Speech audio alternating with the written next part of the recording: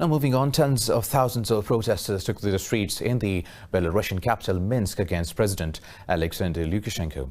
The March for Freedom comes amid growing anger over alleged poll rigging and police violence at subsequent protests. More details in this report.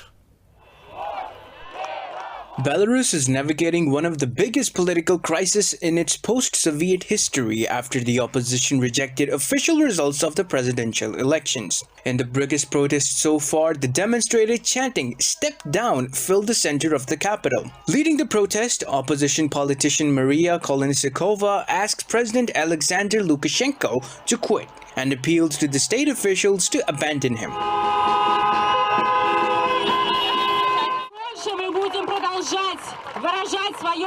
Everyone who used violence against demonstrators and other citizens in the streets, in police trucks and later in the police stations and detention centers must be held responsible in accordance with the law of the Republic of Belarus.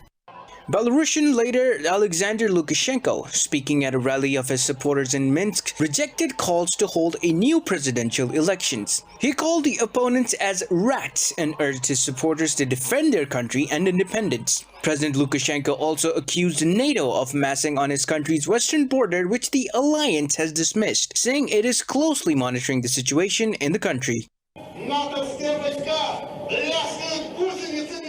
NATO tanks and jets are on standby within 15 minutes reach of our borders.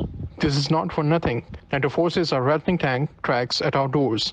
Military power is building up on the western border of our country. Lithuania, Latvia, Poland, and unfortunately our brother Ukraine, its leadership are telling us to hold a new election. Meanwhile, France's President Emmanuel Macron tweeted that the European Union should support peaceful demonstrations in Belarus. German Vice Chancellor and Finance Minister Olaf Scholz described the Belarusian leader as a dictator. He warned Moscow against intervening to keep Lukashenko in power. Russia has said it will offer Belarus military help if necessary.